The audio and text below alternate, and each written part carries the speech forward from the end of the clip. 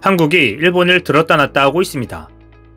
18일 기자회견에서 문 대통령이 위안부 배상 판결에 대해 솔직히 조금 곤혹스러운 것이 사실이라고 언급하자 일본 정부가 당황해하며 예의주시하는 모양새입니다.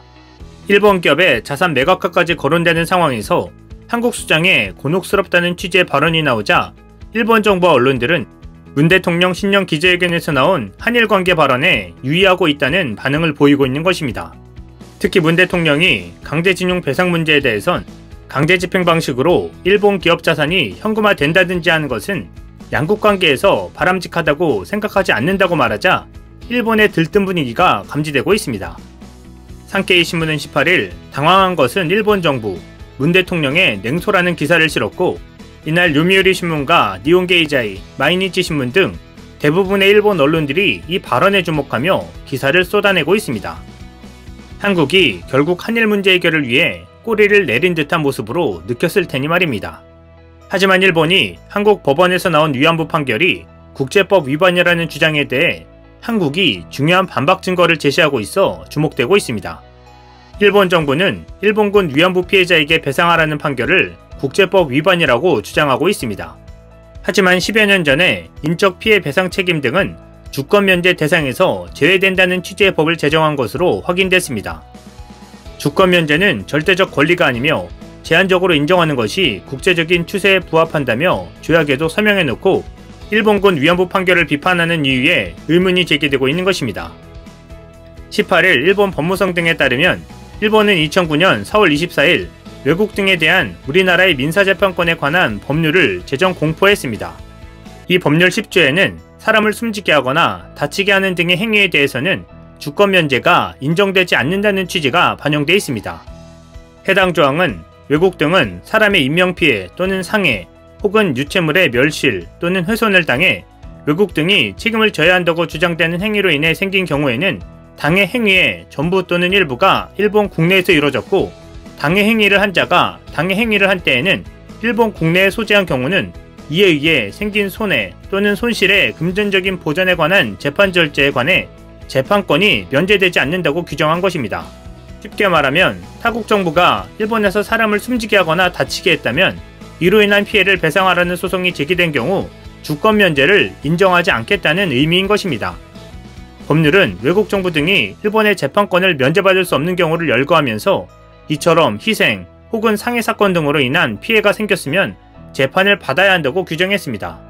일본 국회 회의록에 따르면 법률 제정에 앞서 국회의 심의가 진행 중이던 2009년 4월 16일 일본 정부 당국자는 참여한 법무위원회에 출석해 과거에는 주권 면제가 절대적인 것처럼 여겨졌으나 최근에는 제한적으로 인정되고 있다며 법률 제정의 시대적 배경을 설명했습니다.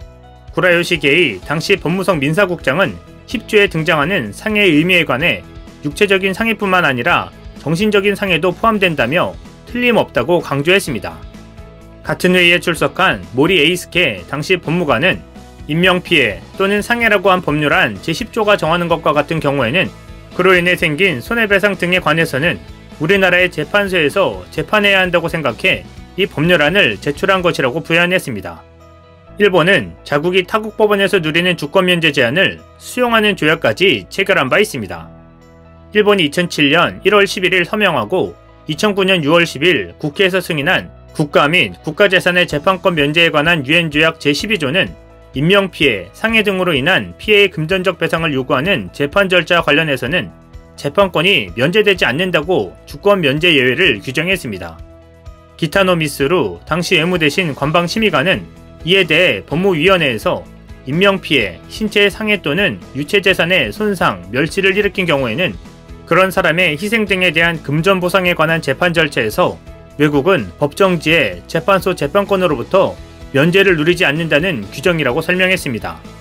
다만 이 조약은 30개국이 참가해야 발효하며 유엔이 공개한 조약 정보에 따르면 최근까지 28개국이 서명했고 미발효 상태입니다. 재반 사항을 종합하면 일본은 외국 정부가 자국 내에서 인명피해, 상해 등을 일으킨 경우 주권 면제를 받지 못하도록 법을 만들었으며 타국 법원이 마찬가지 상황에서 재판하는 경우 일본 역시 주권 면제가 제약된다는 취지의 조약을 비준한 것입니다.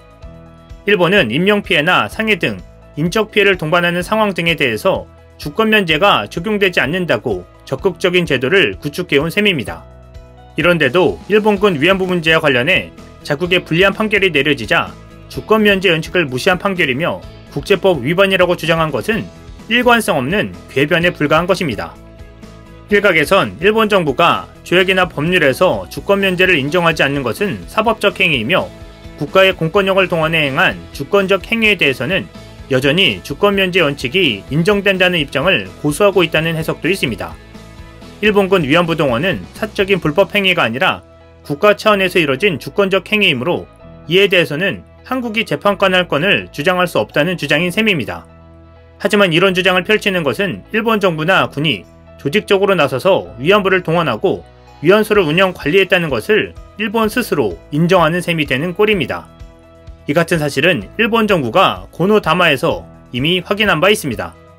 다만 일본 정치권에서 최근에 이런 역사적 사실을 흐리려는 움직임이 활발한 상황입니다. 법적 책임을 면하려다 일본이 전쟁 중 여성에게 가한 국가폭력을 널리 알리는 상황이 벌어질 수 있는 셈입니다. 실제 일본 정부는 각종 브리핑이나 기자회견에서 이번 판결이 주권 면제라서 원칙에 비춰볼 때 무효라는 주장을 하고 있지만 구체적으로 어떤 측면에서 문제인지 자세히 설명하지 못하고 있습니다.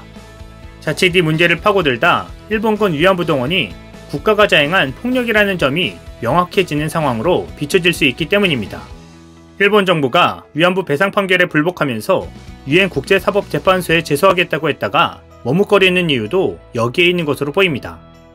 일본 정부는 주권 면제라고 주장하면서도 일본군 위안부 동원이 주권적 행위였는지에 대해서는 위안부 소송에서 아무 입장을 밝히지 않았고 재판 절차에도 불응했습니다. 물론 주권적 행위라는 이유로 무조건 외국 법원의 재판을 면제받을 수 있는 것이 아니라는 것이 최근 일본군 위안부 소송을 담당한 한국 법원의 판단입니다. 서울중앙지법은 일본군 위안부 동원이 일본 제국에 의해 계획적, 조직적으로 광범위하게 자행된 반인도적 범죄 행위로 국제강행규범을 위반한 것이라며 국가의 주권적 행위라 해도 국가 면제를 적용할 수 없고 예외적으로 대한민국 법원에 피고에 대한 재판권이 있다고 판결했습니다. 일본군 위안부 동원이 일본이라는 국가 차원에서 이뤄진 반인륜적 범죄이며 재판권 면제 대상이 아니라고 판단한 것입니다. 한국이 자산 매각까지는 바람직하지 않다는 뉘앙스를 풍겼지만 일본은 한국의 한마디에 촉각을 곤두세울 수밖에 없는 난감한 상황에 처한 것입니다. 국제재판소로 가자니 일본 정부의 만행이 만천하에 공개적으로 공개될 판이고 한국 법원의 판결이 주권 면제에 속하지 않는다는 증거도 본인들이 만들어낸 사실이 드러났기 때문입니다. 일본은 이제 한국의 눈치를 보며 선처만 바라야 하는 상황입니다. 이상 CNTV였습니다.